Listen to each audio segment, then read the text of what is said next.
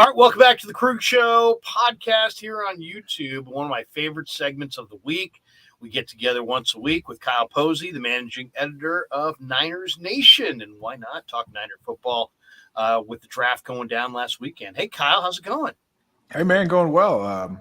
Have a week to digest everything that we just saw, man. Yeah, let's talk. Why waste time, right? Let's get into it. Let's talk draft. Let's talk about what the people want to hear. Yeah, absolutely. Why don't we start right with the round one pick, Drake Jackson. Niners did not have a number one because of the Trey Lance trade. So their first pick in this draft came up at 61, and they took Drake Jackson, the 6'3", 255-pound defensive end who played at USC. What'd you think of the pick?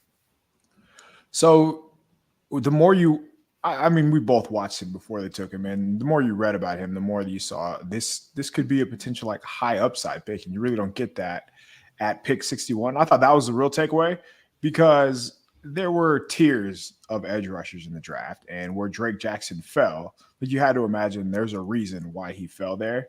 I think I'm more fascinated by what he'll look like once he puts the weight back on, because remember, he was playing, 245, 250, like in that range. And he's nowhere near that right now. Now he said after the draft, I'm right back to my freshman playing weight. I'm 275-ish. So adding, 25 pounds-ish and still having to get used to the NFL linemen, still having to – now he's not going to be able to rely on his athleticism. So I think I'm fascinated to see how long it takes him to get used to playing at that playing weight and then how quickly he'll get acclimated to playing in the NFL. So my question to you, do you think he'll be a guy who can contribute right away? Because, he's essentially the only edge rusher that they've added. Last year, they used a lot of bodies. And I know that they signed some guys to lower level contracts, but where they took him, you would expect that he's going to contribute right away. With everything that I just said, I don't know if he'll be able to, though. Well, I think that's the beauty of the scheme that he's coming into. There's not a lot that he needs to do. He just needs to come in shape at a weight that him and the Niners want him to be at. And as you said, that's kind of a big question. Is he at 245? Is he 255? I think 260 is probably his sweet spot, but he's been as high as 275.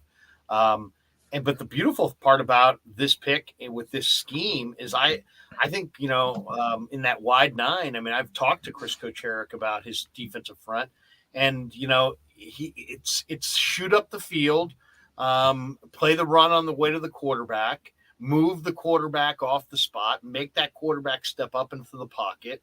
So I think that because of the scheme and the simplicity of the scheme for the ends, I think, he should be ready to go. Now, I don't think he's going to play 65 snaps if they go a full game. I think he's a rotational player really all the way through. But I think he should be ready to be in that rotation from week one because of what they're asking him to do and how easy it should be for him to kind of grasp that. It's funny you say play the run onto the quarterback on the way to the quarterback, because every single defensive lineman plays that way. Like they pin their ears back. And if they tackle the running back on the way to the quarterback, so be it. But they all have the message down from Kocherik. You can tell he runs the show there, and that's how they play. But just talking about Jackson, I think he is very athletic. I think he's one of those guys where, you see the clips where he's bending the edge, where he's dipping under an offensive tackle. For people his size, that doesn't happen very often, and I think that's kind of getting swept under the rug, that Kocherik gets a guy who is quote-unquote raw, so he has all these tools. He has, the size, the length, the speed, the athleticism, and now we get a chance to see how quickly it'll take him to use his hands, how quickly he'll figure out, hey, this will work in the NFL. I won't be able to use this, but there are a lot of positives with him, but I don't think people are aware of. I think maybe a more fun question or more fascinating question would be, why he fell to 61. So assuming that you watched him before the draft, what are some of the reasons you think he slipped, outside the top 50 picks for an edge rusher for a prominent position? Yeah, I mean, I think he's not a scheme fit for everybody, and I don't think he plays the run all that well. I think he lacks anchor strength and desire to play the run. He doesn't play, when you watch him, he doesn't look like a guy who wants to, stick his neck out in the wash and really get dirty against the run. But that's why I think he's a perfect fit for this scheme, because that's not what the ends in this scheme typically do. So I really like him. In fact, I actually thought not to pat you on the back, but one of the best things I read about him was the story that you wrote. Didn't you write the story on Niners Nation about how his pass rush win rate, or one of the true pressure rate? True pressure rate. Now you had this. You could expand upon it. Was equal to Aiden Hutchinson and better than Thibodeau, or maybe the other way around. Yeah, it was the other way around. He's right there with those guys. Yeah, so there are stats out there like pressure rate, for example, that gives guys credit for getting pressure on the quarterback when it was a screen. So they're not being blocked. So of course they're going to get pressure. Right. So that stat just takes out screens, quick passes where defensive linemen don't really have a chance. So on true pass rushing downs, he was among the best of all the guys, like guys who are going in the top 5. And that gives you an idea of what you're working with.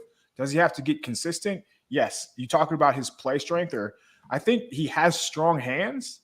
I don't think he has a strong lower half. So think about it. He just turned 21.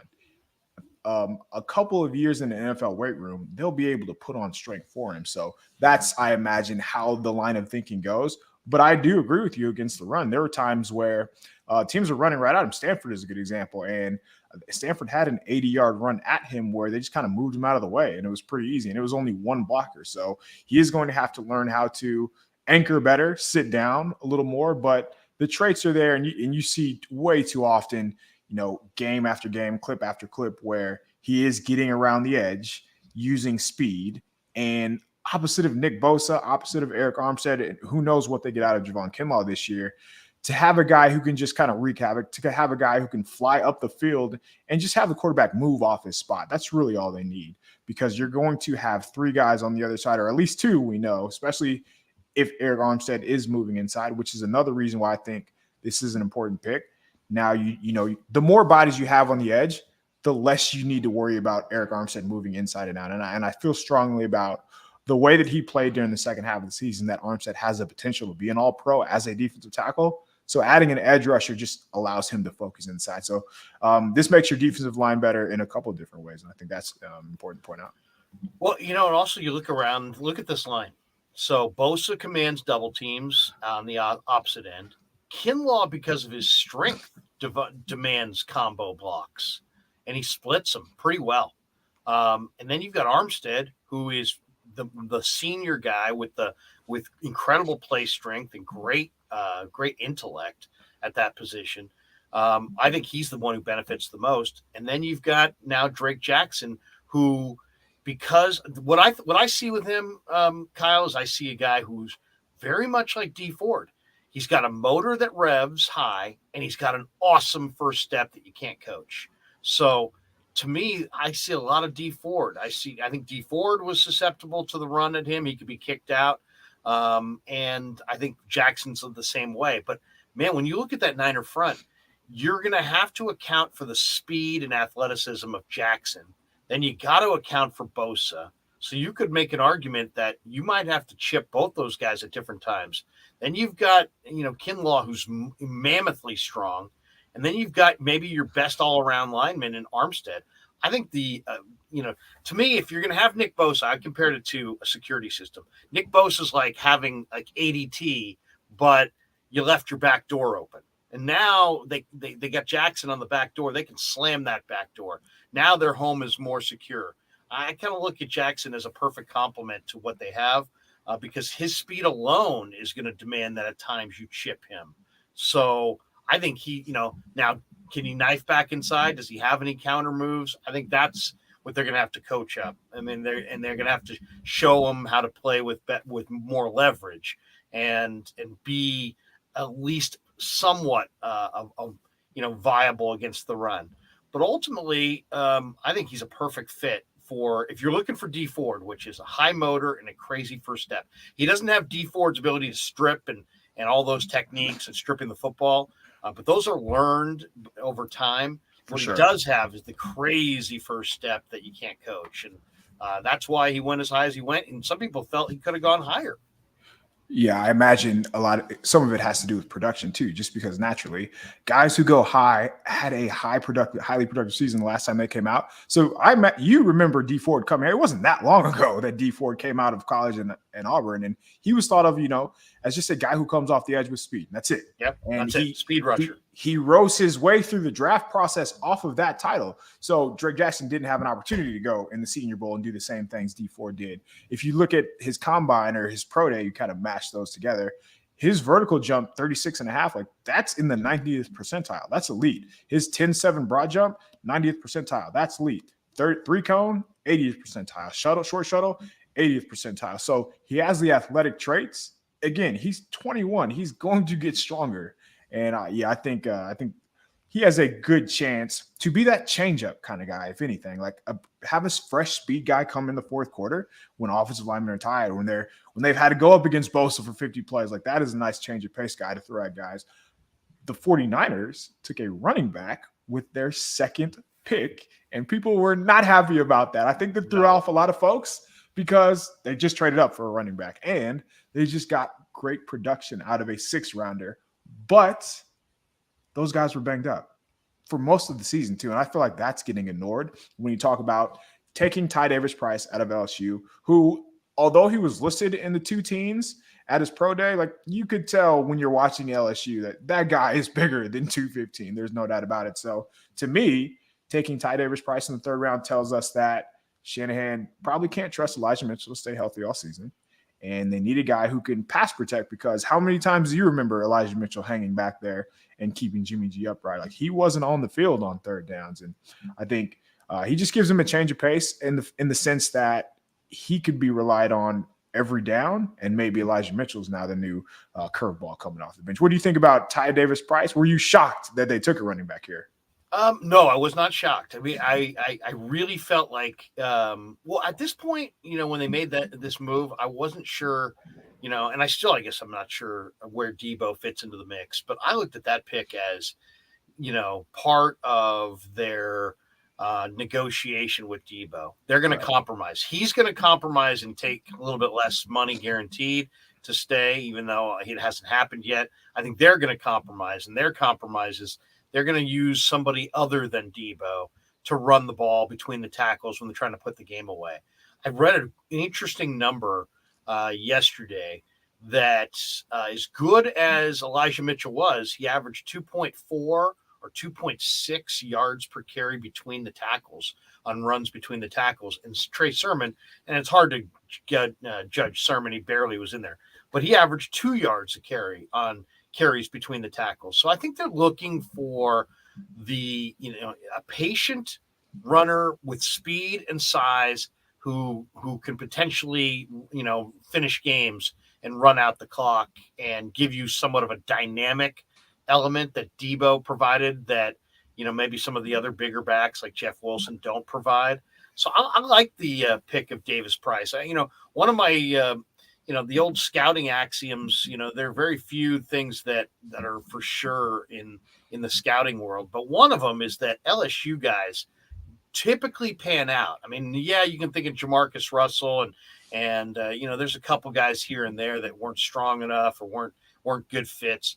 But for the most part, they get 4 and 5 star recruits. They get top tier recruits, and their guys play, and they play well at the NFL level. And there's a lot of people. I know Bruce Arians said this a couple of years ago that when you got a guy from LSU, you take a good long hard look at those guys in every draft because they produce a lot of good talent. So I like this guy. He showed up at the combine in the 220s to work out and be fast, but he played at 230, 235, right, and he still had some pretty good movement ability. So to me, I look at this, Kyle, as a direct statement to Debo.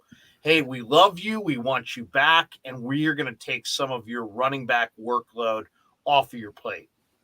So those carries at the end of the game, when everybody in the stadium knows you're getting the ball, like that's going to take a toll on your body. And those are the carries that you want to get off Debo's plate because like while it'd be great for him to, carry out and break one of those for 60 yards, that's not really why you're calling those runs. And I thought it was a great point just talking about Elijah Mitchell. So that was me who brought up those yards per carry Oh, stats. did you? Okay, that was a good piece too. That was a different piece than the other one, wasn't it? Yes, and not a lot of people know who this guy is. Think about it. LSU, we're used to seeing LSU in the national title race every year. That wasn't the case this year. They were off the map. They had a bunch of things going on at that university with the head coach, and they were under some scrutiny all year. So when you think of Davis Price, he was 1,000-yard rusher. So it wasn't like he came out of nowhere. The biggest difference between him and Elijah Mitchell is when Elijah Mitchell makes contact, and I'm well aware that he breaks tackles or that he spins out of tackles, but more often than not, when he's head up and somebody has a square shot on him, he doesn't move the pile. And moreover, like he doesn't have the type of leg drive that you're used to seeing a back who finishes. And that's why the 49ers at the end of the game, there were times where, it would be turn around, hand it off, and now it's 2nd and 8. When the difference between 2nd and 8 and 2nd and 6 in those situations goes a long way because you can do that same play again. And now the playbook is open on 2nd and 3. So it just like the trickle down effect of having a power back, having a guy who can finish runs at the end of the game. And when people think finish, you're always thinking about, the explosive plays. But in a Kyle Shanahan offense, 4, 5, 6, those type of runs, like every day of the week, you'll take those. So I think he has a chance based on how he played at LSU. And also, a lot of people think that, LSU, they only run like man and gap schemes. Like they have pulling linemen often. And that's not what you think of when you watch a Kyle Shanahan offense. It's known as a wide zone scheme. I think that we're going to see more and more of those counters and more of those gap power runs. And that's what Debo ran a lot. And I think people are unaware of that as well. So it's an easy fit. It's an easy transition for Davis Price because more and more like Aaron Banks and another lineman who pulls a ton. So yeah, I like his fit. I think he is going to be like a sneaky pick. And honestly, I would not be surprised if he is the leading rusher of the team next year. Do you think that's too much of a hot take? No, not at all. And I think you hit on a lot of good points there. One, I think the diversity of the rushing attack is something that Kyle wants. He doesn't want to run just outside zone. I think he'll run gap schemes. He'll run power. I think they like being multiple because if you're multiple, there's more to prepare for, and there's more. And as you said, it might fit some of their young linemen a little bit better. I sat there on the couch and watched. The game where he gouged Florida. I mean, the Gators still have not tackled this guy. I mean, he had 36 carries in that game, and he just rumbled up and down the field. And it wasn't like it was a bunch of, he was basically him. It was TDP chunk left. plays. And a lot of it was between the tackles. Yep. I saw him bust one on a trap. But I mean, they had some good athletes on their defense. They couldn't bring him down. He ran through arm tackles. He stiff arm guys. He had all kinds of yards after contact. And then he came back the next week against Kentucky, and he had like 25 carries. So I like this player quite a bit. I do think he's the leading rusher for them this year. I think he's more dynamic than Elijah Mitchell, and I think he's a little bit more of a hit the hole quickly, one cut and go type than a Trey Sermon. I think he's more dynamic than Jeff Wilson. I think he's more reliable than Jermichael Hasty. So I just think when you look at it, I think there's a very good chance that TDP, as I've heard him called, is going to be a major player in their offensive backfield. I like Elijah Mitchell, but I like him in a rotation of backs, and I don't think he's an every down guy, and I definitely don't think if you're trying to put the game away and everybody in the stadium knows you're going to hand it to him. First of all, if you're gonna be in those situations, you don't want it to hand it to your main back or to one of your, to your number one back. If you can use somebody else like a Jeff Wilson or like TDP to take it up in there and run out the clock. So I do think TDP is going to be the starter, though. I do, and I like the pick because I think I saw some. I mean, the highlight was awesome that they showed on the draft coverage where he just ran over the safety and was like, ugh. Gave him the shoulder, and the safety went to the ground. He just kept running. But yeah, I like LSU backs. Clyde Edwards-Helaire to me is better with Kansas City than he was in Baton Rouge, and I think you can say that about a few LSU backs through time. So I got high hopes for TDP that he is a major contributor this year and maybe their lead guy. LSU has a bunch of backs in the NFL, and Yeah, they have a bunch of backs in the NFL that didn't really play a lot in college. And I think that's important to note too. Like, low mileage. Yeah, yeah, they're on yeah. So cars. it makes a lot of sense. I know, and that's another thing. People think, well, this internet scout wasn't very high on him, so he must not be good. The NFL must not like him. And it never turns out that way. The NFL always shows us that they take guys a lot higher than what we think because of the mock drafts that we read. And more often than not, it works out in the NFL's favor in that case. The other thing I was going to say, and you know this to be true too, that Kuiper said, "Hey, he was my 13th rated back," and there were a lot of good backs in this draft, and there were guys that came after him. But I think when you talk to NFL people, they put a different level of value when you get to that 220 and up range, and you still have explosive capabilities. For sure. There's guys who are small that have incredible explosive capabilities, but they're small and they this a lot of times go undrafted.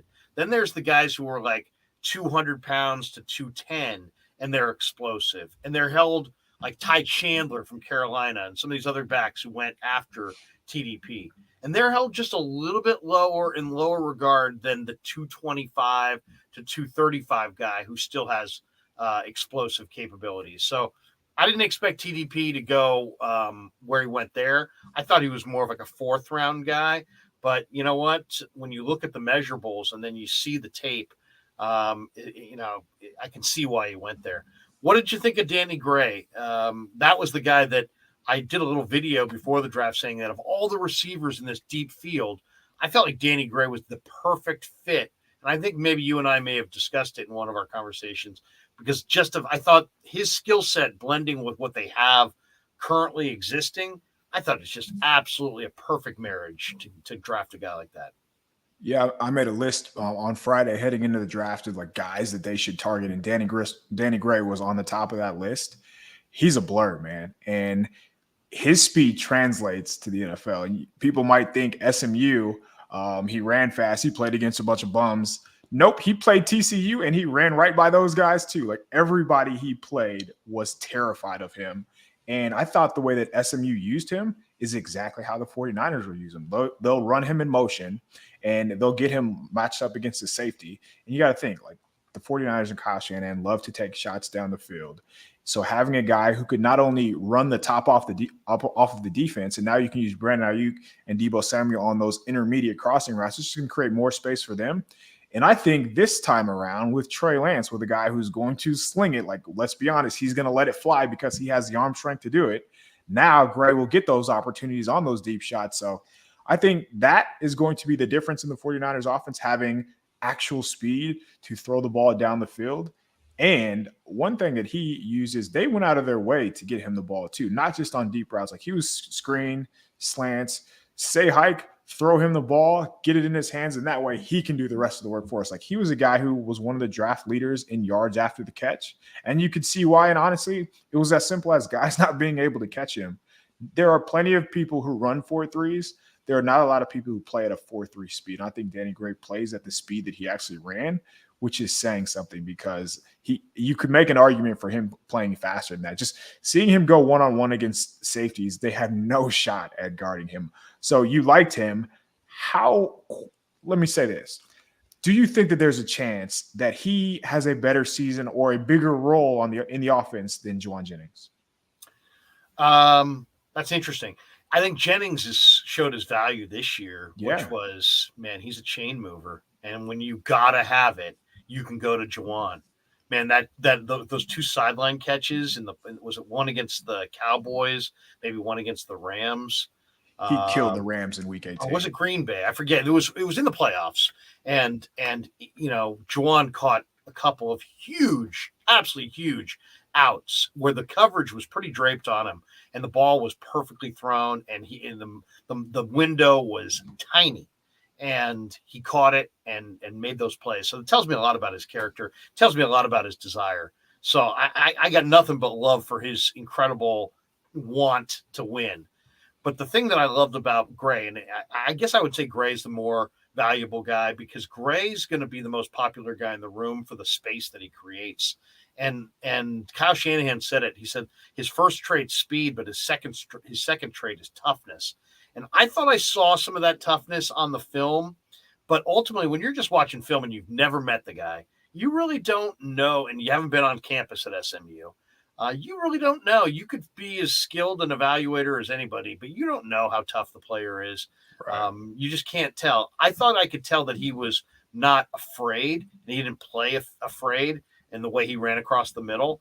But when I heard Kyle say that their reports on him were his greatest thing was his speed and his second greatest thing was his toughness, I said home run, because as you said, I totally agree with this. He ran 4.33, and there's tons of guys who run 4.33 who you turn on the tape and you don't see it. Right. Vernon Davis ran 4.37. I saw it like 3 times in his career. He never played to that speed. He didn't have that kind of ability to in and out of his breaks, and he just didn't play to the stopwatch. This guy, I honestly think, has Tyreek Hill kind of speed.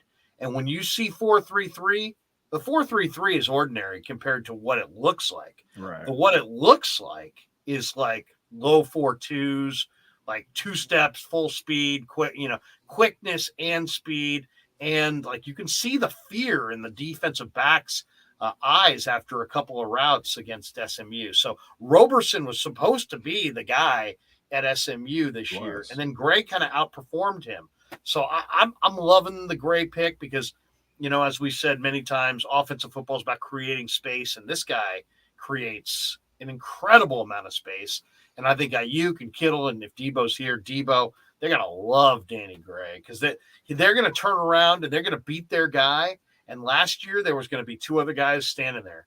This year, nobody's going to be standing there. And they're going to say, whoa, look at this. Look at the big – and we're going to be talking about the big playability of Kittle and the big playability of Debo and the big Ayuk. And a lot of it's going to be attributable to Gray and his running off the coverage because he's so freaking fast that you got to honor it. And it's going to create a lot of space for the other guys. I think that's an awesome pick. As long as he can stay healthy – and he needs to get stronger without losing a step. If that process can happen, and it's pretty natural, it probably will. I think Danny Gray might be the most impactful guy of all their picks this year because of that, the way he can create space for the offense. I was going to go there too. And I was going to say he's probably going to have the biggest impact. And you talk about his toughness, his willingness to like stick his nose in there as a blocker and just come down and cut a safety or a linebacker. Like you don't see that a lot in wide receivers. Like it's a lot of them just kind of half-ass it for lack of better words. Like they don't seem all that interested to go inside the box. And as we know in this offense, Kyle Shanahan will use these guys as Brandon Ayuk didn't play because he couldn't block. Like he will use these guys in condensed splits. And if you can't block, if you can't just hold your own, you're not going to play. And it's happened time and time again, whether it's Trent Sherfield, whether it's Dante Pettis. Like these guys can't stay on the field because they don't have any value in the running game. And he's going to get you open as a wide receiver. But there are those 15, 20, 25, 30 plays where you have to just hold your own, stay in front of a guy. And he's more than willing to do that. And I think that does say a lot about his toughness. Just the fact that he's willing to do so as a number 1 target, as a guy who everybody knows you're going to get the ball at SMU anyway. And you talk about him potentially losing his step. He was gliding by guys like what he did to the other guys' angles in a matter of like 2 or 3 steps to where he's getting top speed. I think he can afford to lose a step, and they're still going to be fine with Danny Ray. What did you think of the O-line improvements? They went round 4, Spencer Burford from Texas San Antonio. They went round 6, Nick Zakel from Fordham. And then they got a guy, Poe, from Mercer College. And after the draft, they got the left tackle from University of Minnesota. And there's one other lineman that Donovan West, Arizona State. Donovan West. Yeah, that's the guy they actually – one of the draft guys I have here has Donovan West going 61 to the Niners, and they got him as an undrafted guy, and then they paid him roughly $100,000, guaranteed him $100,000 to beat out other teams to get him. West, they say, is a road grading run blocker at 300 plus pounds. What do you think overall of the 5 linemen that they added to their mix? Do you think do you like any of those prospects? Do you think they help their line? I think so. Talking about Donovan West, one scouting service had him as the 4th overall center and the 91st best player in the draft. So they were high on West and they were expecting West to get drafted. I just think this is the first time that we've seen the 49ers. So usually on day 3, whether it's like a Justin School or a Colton McKivitz, they're taking guys who are finished products, lower ceilings. You know what you're getting in them. And this year, it was the exact opposite. This year, it's all upside. It's all, hey, let's mold these guys. You talk about Poe out of Mercer. He is an insane athlete. I don't know if you've seen the clips of him running routes. That he's moving like a running back. He's not moving like a 300-pounder. If you didn't know any better, you would have thought that he played running back in college. But he's a 90 percentile athlete. And you have to imagine, the 49ers can't wait to get on their hands on an interior lineman like him. West, another very good athlete. Obviously, he's not in the same level. He's not on the same level as Poe, but both of their tackles as well. Like they move very well. They tested very well, and they have experience too. So it's not like they're raw. Like it's not like they're coming in without having played college football. They're athletically so gifted that they have the high upside that we're not used to seeing the 49ers take. So I think that was my big takeaway, where these guys could be potential starters down the line. But getting into this scheme right away, maybe they have to redshirt this year. Going against the 49ers defensive line for a year in practice is going to make anybody better. So I'm pretty excited to see how one of these guys develop. I think there's a good shot that they get a starter out of one of these guys. And that alone, when we're talking about turning a project into a starter, that's a home run. So that's what I thought. Do you think they're going to get any production immediately out of any of these guys? Because there's roster spots to be had. Yeah, I mean, I don't. I think I love these guys. I mean, Burford's got, ridiculously long arms and a lot of tenacity and good feet. And he to me needs to put on some weight. And I think I look at him as maybe a year from now, he's going to be something, and he's versatile, but I like that pick. I really like Zakelj too. I think he's a brawler. He's a tough guy. Another guy who's smart and tough, physical, who I think going to play inside at guard. And then Poe looks either like, he could be a lead fullback. He could be a short yardage back. He could be a center. I don't know if he's a guard, but he's definitely a center. And he looks like he might be a guy who might be their starting center. I mean, he looked that impactful. I really liked the left tackle I saw from Minnesota. I thought he looked like a player that should have been drafted. So, I mean, I'll say this. A buddy of mine's a road scout, and he has the West Coast and the South and the Southwest.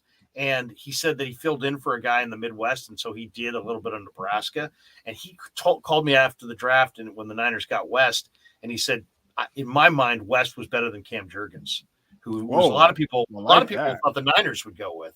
And he said he thought Donovan West was a better athlete, tougher, better in the run game. Not quite the technician, not quite as advanced and ready to play, but he thought he was a better overall talent than Cam Jurgens. And there were a lot of Niner fans that would have been thrilled with Cam Jurgens, probably as high as the 3rd round, right? So I like what they did in the draft. I think as far as O-line, I think they fortified the depth at that position completely. For sure. It'll be interesting to see how many of those guys can actually make the roster, or how many of them they can have in the practice squad without losing them to other teams. It's a tough league to develop players in, because people can rob your practice squad anytime they want. They have a need. But I think Burford and Zakelj and the two guys after the draft are just raw enough that other teams will look at them the same way. They're talented but not ready to play. So I'm hoping they can, one or two make the roster, maybe a couple others they can figure out what list to put them on to retain their inventory. But overall, I don't think they got a single starter or even a contributor on their O-line this year, but I think they did good for the future. I think West is very good as a pass protector, and I think he's more accomplished. Like, he's better now than Cam Jurgens is. The more I watch Cam Jurgens, the more I was like, I don't think he's the guy. Like, I don't think he's ready to play in the NFL, and I'm not sure he'll be ready to play in the NFL anytime soon. I just had a lot more questions the more I asked him. And Arizona State's right in my backyard, so I've seen him play, and I know that he will not get beaten in pass protection. He knows where to go. He knows how to work out games and where the blitz is coming from. So that alone tells you he understands how to play the position. But behind him, like, it's Colton McKivitz, it's Justin School, it's Jake Brendel. So, and even like Jalen Moore, we don't know what's going to happen with Jalen Moore. He's probably going to slate in as the starting right guard, and that's assuming Alex Mack doesn't come back and Daniel Brunskill has to slide over. So there are about 3 or 4 spots to be had, whether that is, on the practice squad or on, as on the fringe roster. So one of these guys will make it. Who, I'm not sure, but it'll be fun to sort itself out. And it's nice to know that all of these guys are young for the 49ers, so they'll have a chance to develop.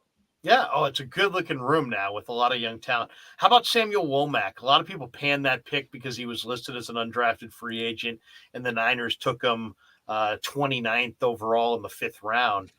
That doesn't bother me. I loved when I saw the interview that he did where he's like, man, I'm a lockdown press corner. And he had tons of confidence. It reminded me of the draft day interview I did with DJ Reed when he came out of K-State. So Kyle, you know this. If you find a cornerback who's any good at all, he better be the kind of guy that you don't want to hang around with. You know what I mean? If you ever meet a corner and he's like warm and cuddly and nice and friendly, then he probably can't play. He's not wired the right way.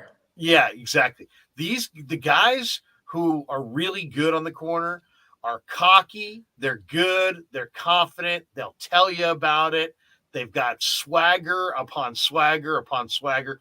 This kid's 5'9", but he went from walk-on to all-conference, leading the nation in pass PBUs.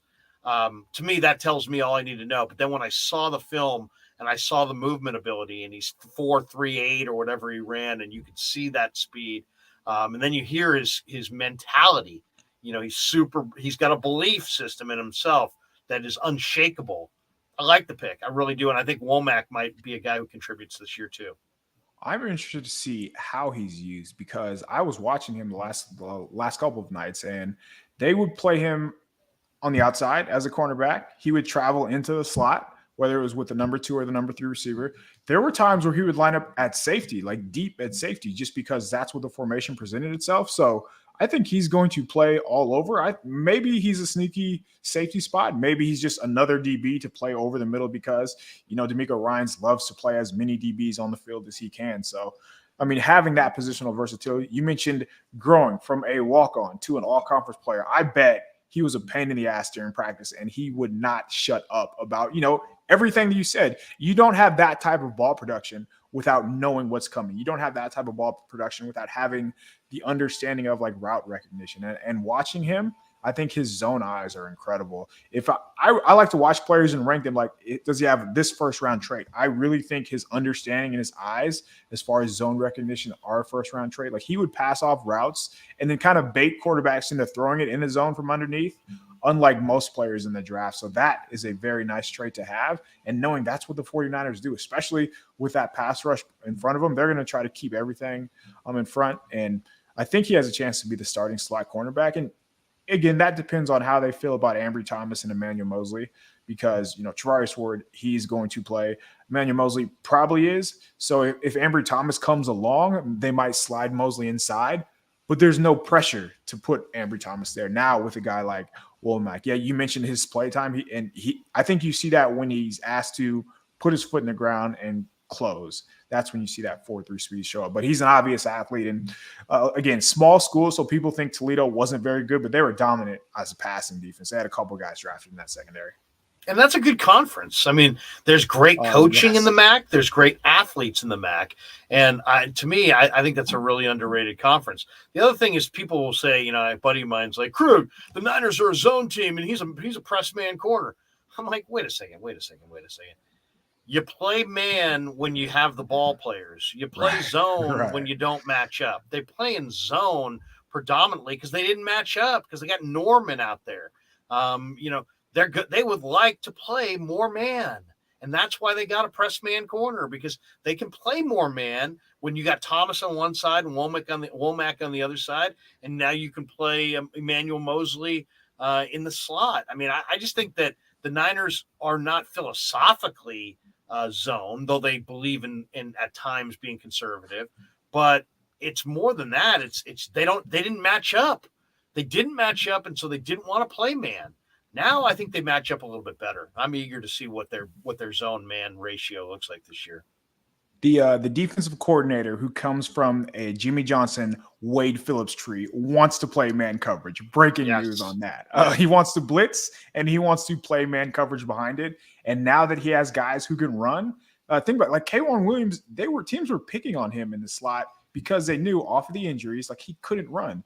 D'Amico Ryans was playing so much cloud coverage with his cornerbacks where they had to stay underneath because he knew that they couldn't run with the receivers. Like so often, especially towards the second half, like he did such a phenomenal job as a coach because he was hiding his cornerbacks and they were still getting off the field. That is not going to be the case. They went out and got Travarius Ward, a press man corner. Hopefully, Emmanuel Mosley stays healthy because he is a very good press man corner. I think at his best, he's going to be a CB2, and now he's slotted in there. Who knows what they have with Verrett, but Womack is a guy, 4-3. Like you can play press, and he could hold up for a couple seconds in man coverage in the slot, even as a rookie. So I think we're going to see an evolution of D'Amico Ryans, an even more aggressive version of Ryans. Let's keep breaking this thing down. We only got a few more minutes left, but Kalia Davis, UCF, University of Central Florida.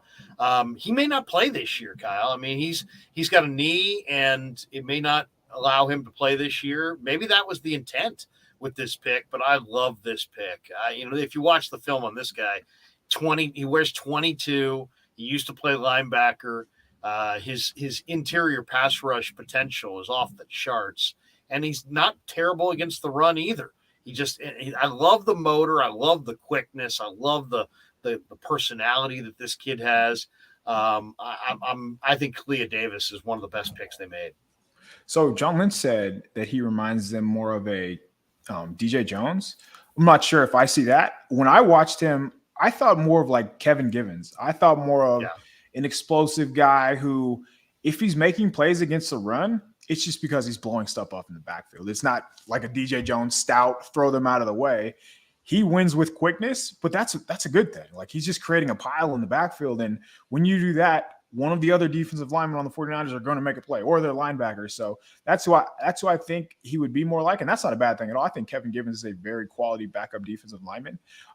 He's probably not going to play, as you mentioned, tore his ACL in the 5th game of the season. So they have so much depth that he doesn't have to play. And they could even slow roll him and make sure that, hey, give him time to recover and practice, rehab. And maybe by the middle of the season, he's able to give them 10 or 15 snaps off the bench. And that's really all you're looking for, especially when you take a guy where they did. So I am interested to see where he is down the line. And it seems like he's a potential replacement for a guy like Givens, or as they sign so many defensive linemen to 1-year contracts, like that's where a guy like Davis would come in after the fact. So when you watch him, what did you see? And do you think if he were healthy, he would crack the rotation? Oh, I totally agree with you. I don't see DJ. I see a body type. Like if they both walked in the room, the body types look similar. DJ's got more functional strength and more anchor ability against the run, and he takes away the A gaps from you. And that's it. And that strength is incredible. I see Kalia Davis as a stronger version of Kevin Givens. Givens got moved in the run game a little bit too much. I think Davis, who weighs about 20 pounds more, is going to anchor a little bit. But yeah, you're totally spot on. He's Givens. He shoots gaps. He wins with quickness. He'll use he's like a veteran in that he reminds me a little bit of like a Warren Sapp.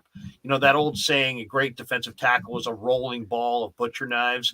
It's like, that's what Kalia Davis gives you. It's like, he's like liquid. It's like, if you block him this way, he's going to roll that way. He uses your leverage off of you. And then he combines that with his quickness, and he penetrates and gets into the backfield.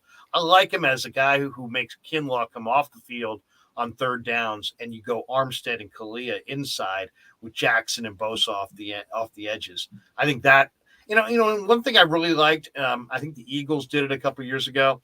I like defensive fronts where all 4 guys are pass rushers. Yes. Because it's a passing league, and the Ted Washington, the Javon Kinlaw, the big kid from Georgia who just went to the Eagles. The league is kind of passed that guy by.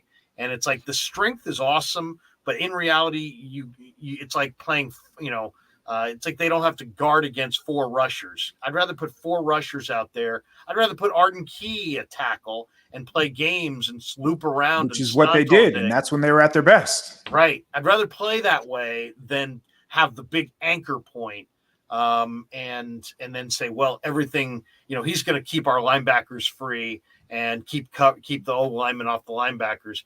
Yeah, I like some of that on first and second down, but since first and second down can be passing downs, I think you got to have like one guy on your line who's a run only guy. If you have more than one guy on your line who's a run down guy, you're probably not rushing the passer enough up front. And I look at Kalia as an impact rusher up front. What did you think of the Penn State kid, Tariq Castro Fields, in the 6th round? So in February, he was mocked to the 49ers at pick 61. So people thought he was going to go high. And when you're a Penn State athlete, you already, like, without having them test, you could tell that he could run. Like, he was a very good athlete. He's not getting on the field if he can't run at Penn State. So I feel like in this kid, they're probably getting a special teamer right away. Like, he's going to have to develop. He just looks like a guy who needs more seasoning, but he can do that at the pro level now. So that's big for him. He has the length. He's long. Eventually down the line, you probably hope that he turns into a corner. I still think he looks a little lost when it comes to playing the game, playing the sport. He's going to have to understand what offenses are trying to do to him. But you're taking him at day 3. Like, the expectation isn't for him to come in and be your CB1. So I think now, again, like, they've been hammering home on these special teams, and he screams to me like a guy who's covering kicks and can chase down a runner or one of the ball carriers, returners, in the event that he does break one. So that's what I see his immediate value as, and hopefully projecting as a guy who can get on the field down the line.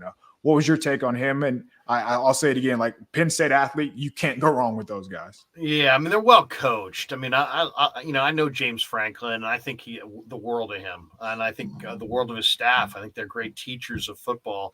What I saw with Tariq was just somebody who loses poise at the catch point, and he'll face guard you. There were some snaps in his one-on-ones in the Mobile practices at the Senior Bowl, leading into the Senior Bowl, where I felt like he mirrored the receiver perfectly up and down the field like a first-round corner, and then at the catch point, he's not getting his head turned, and he's basically, that's going to get called every single time as a face guarding situation. So he needs a little bit more poise at the catch point. I kind of think of him, Kyle, as maybe a future Pro Bowl free safety.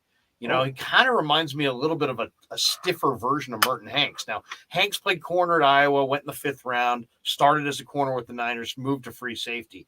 Castro Fields he's 6'1", 195, 200. He's got good size, and he moves very naturally at that size, and he's got great mirroring ability. But I don't know that he's an every down outside corner, and I don't know that he's really a nickel. I don't know if he's the slot corner with the two-way break and all the complexities in movement that come with that. I think he might be a free safety. I think he's smart.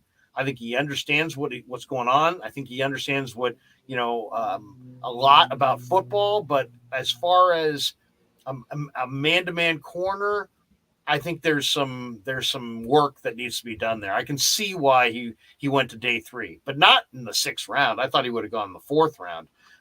But I think potentially he could be a starter at free safety. That is interesting. I didn't think of it like that. I haven't thought of it in those terms. So he is like a linear athlete, I feel like would be the easiest way to describe him. He can go when he has to go north and south and not change direction. When it comes down to those transitions, that's when you see kind of the tightness. But at free safety, I think he does actually have good zone awareness. I think he does understand in that sense when, he's not head up on a guy. So maybe being able to see the field will allow him to play faster. Maybe he'll get jumps on those balls with, that crazy speed that he has, because he's another guy who could fly and they took. So that would probably get him on the field quicker. And they've already, like Tarvarius Moore, he went from safety to cornerback. So if they did it one way, I imagine they have no problems doing it the other way. Maybe that's what they think. I'm kind of fascinated by that idea, just because, again, you want to get as many DBs, or at least D'Amico Ryans has proven that they're at their best. Numbers will suggest that the 49ers are at their best when they have 6 DBs on the field. So get speed, throw the offenses off, and you can be even more aggressive if you have a deep safety like that who can really run. It's interesting. I mean, this guy's built like a big corner who I think's a free safety. Tarvarius is built like a free safety, but I think Tarvarius is a corner. I just think he is great length, great foot speed, great reaction time, but his angles and his instincts are just is just average. So I think you would make less mistakes and would be more trustworthy if you played Tarvarius at corner. Now that this was pre-injury, now let's see what he looks like this summer Right. after the injuries. What do you think of Purdy as a draft pick? That was kind of an interesting one. He was Mr. Irrelevant. He was the 41st pick in the 7th round. Do you think there's any chance that Purdy beats out Nate Sudfeld for that second quarterback job? I think by taking him in the 7th round, that tells us that the 49ers, probably Kyle Shanahan specifically, really like his intangibles. So if you ever watch the Cyclones play, as a quarterback, he's probably going to make some mistakes. Like, he doesn't have the type of arm strength that's needed to start in the NFL, I would say. But whenever he had to scramble, he would always like dive for extra yards. Like, he is that type of quarterback where if the pocket broke down, he would find a way. Like, he has those leadership traits.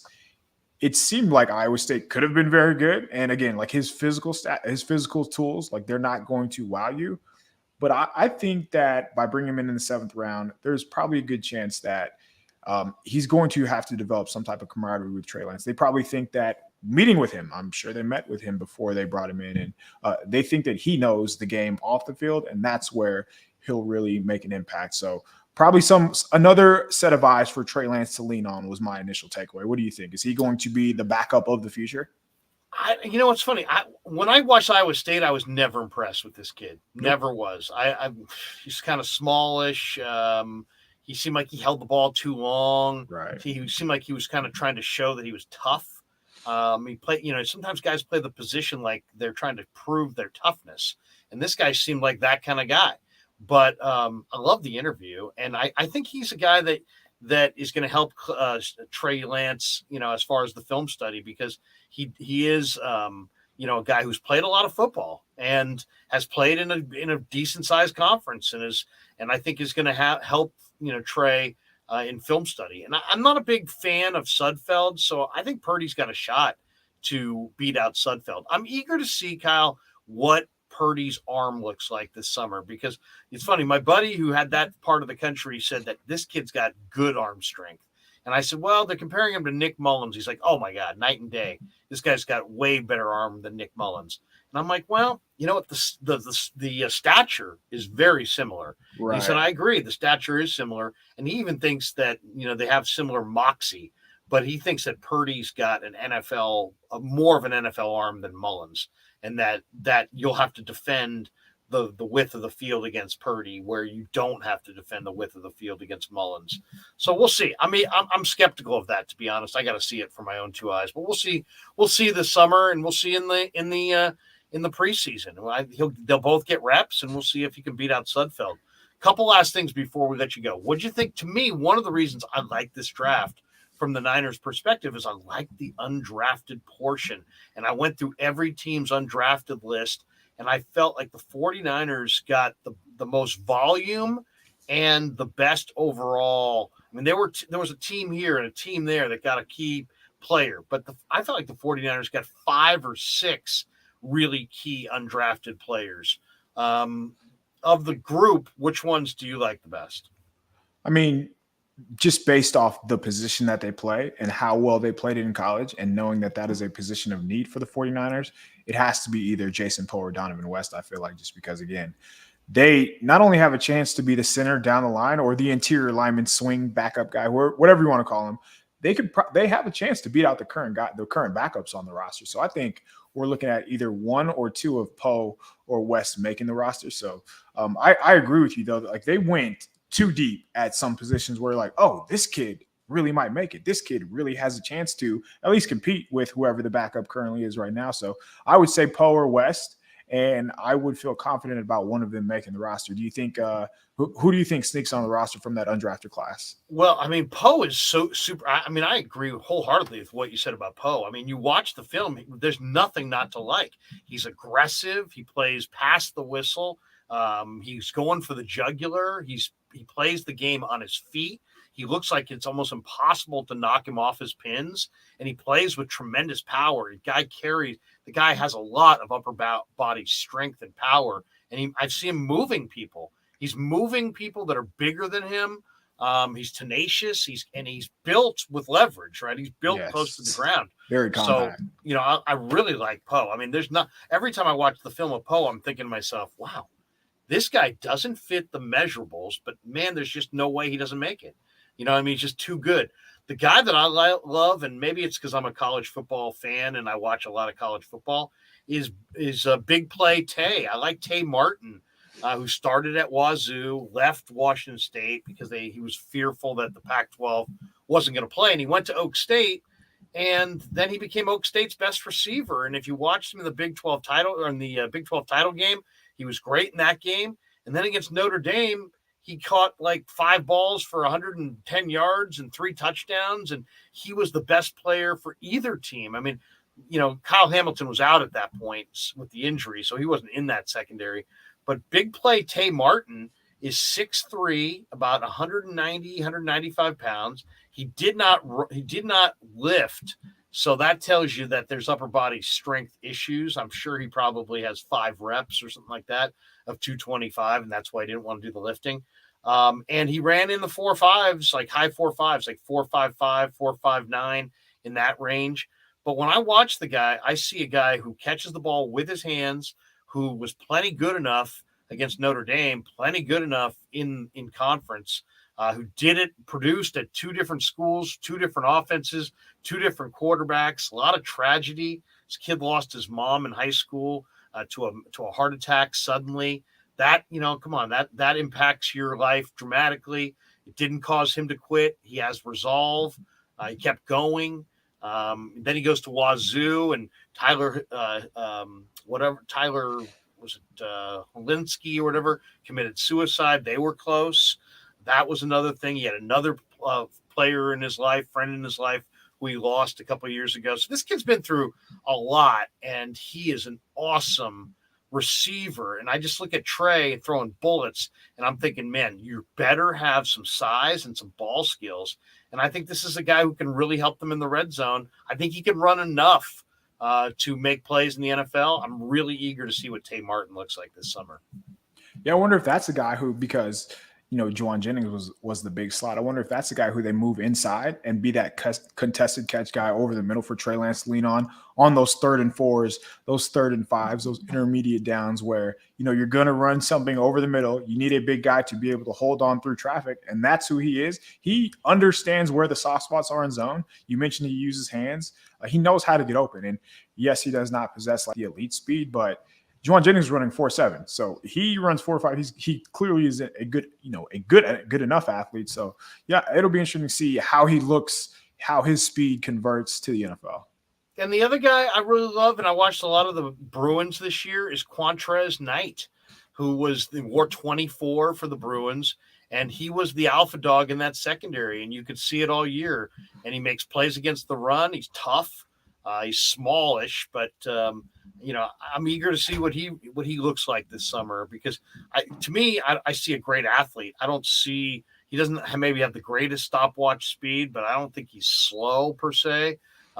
He's a great tackler. I mean, he absolutely brings you to the ground for a smallish player. But Quantrez Knight was one of the leaders for the Bruins defense. And that Bruins defense was good this year. So I like that pickup. I thought that was a guy that should have gotten picked in the 7th round, and he was there after the draft. Yeah, didn't really watch him, so don't know too much about him. But I mean, the fact that we're this deep into the UDFA class, we've already mentioned like 4, 5, 6 guys now. That just tells you they're dealing with some talent. And their scouts are pretty impressive.